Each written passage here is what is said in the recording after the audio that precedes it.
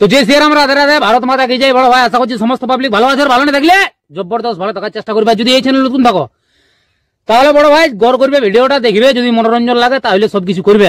তো পরিষ্কার গল্প। তো কাকা তুমি ইন্ট্রো লাগাও, সেই লেভেলের video. Namaskar. Welcome to my YouTube channel, Vivek Status Editing.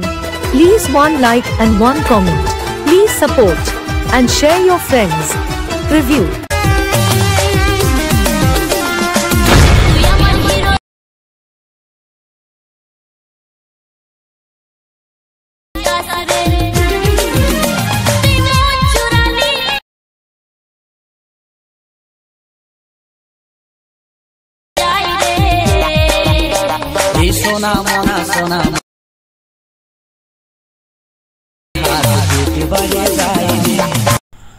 Hello guys, আজকে যে প্রিভিউ স্ট্যাটাস ভিডিওটা দেখলেন, এরকম নিজের ফটো দিয়ে কিভাবে স্ট্যাটাস ভিডিও এডিটিং করবেন সেটা শেখার জন্য ভিডিওটা পুরো শেষ পর্যন্ত দেখবেন, না স্কিপ করে। এরপর অ্যাডমিশনটা ওপেন করে নেবেন।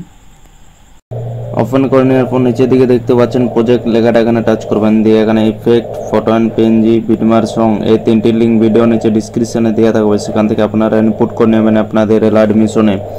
এরপর প্রথমে আসবেন ফটো অ্যান্ড পিএনজিতে।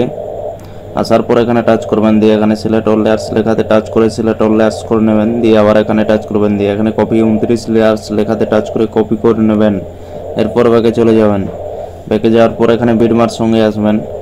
আসার পর এখানে টাচ করবেন, দিয়ে এখানে পেস্ট 29 লেয়ার্স লেখাতে টাচ করে পেস্ট করে দেবেন। ফটো অ্যান্ড পিএনজি সিলেক্ট হয়ে যাবে, দেখতে পাচ্ছেন। এরপর ইফেক্ট আনবো, ইফেক্ট আনার জন্য ব্যাকে চলে যাবেন। ব্যাকে যাওয়ার পর এখানে ইফেক্টে আসবেন। ইফেক্টে আসার পর এখানে ইফেক্ট কপি করে নেবেন। কপি করার জন্য এখানে ছবির মধ্যে টাচ করবেন, দিয়ে নিচে ডান দিকের কোণায় দেখতে পাচ্ছেন ইফেক্ট লেখাটা, এখানে টাচ করবেন। এরপর নিচে বাঁ দিকে দেখতে পাচ্ছেন 3 ডট, এখানে টাচ করবেন। দিয়ে এখানে কপি ইফেক্ট লেখাতে টাচ করে কপি করে নেবেন। এরপর ব্যাকে চলে যাবেন। ব্যাকে যাওয়ার পর এখানে বিটমার সঙ্গে আসবেন।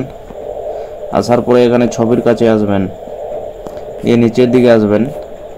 নিচের দিকে আসার পর এখানে ছবির মধ্যে টাচ করবেন, দিয়ে নিচে ডান দিকের কোণায় দেখতে পাচ্ছেন ইফেক্ট লেখাটা, এখানে টাচ করবেন। এরপর নিচে বাঁ দিকে দেখতে পাচ্ছেন 3 ডট, এখানে টাচ করবেন। দিয়ে এখানে পেস্ট ইফেক্ট লেখাতে টাচ করে পেস্ট করে দেবেন। ভিডিও একদম কমপ্লিট হয়ে যাবে, দেখতে পাচ্ছেন। এরপর ভিডিও কমপ্লিট হয়ে গেলে ভিডিওটা সেভ করে নেবেন। সেভ করার জন্য উপরে দেখতে পাচ্ছেন ডান দিকের কোণায় তীর চিহ্নটা, এখানে টাচ করবেন। দিয়ে নিচের দিকে দেখতে পাচ্ছেন এক্সপোর্ট লেখাটা, এখানে টাচ করে ভিডিওটা সেভ করে নেবেন।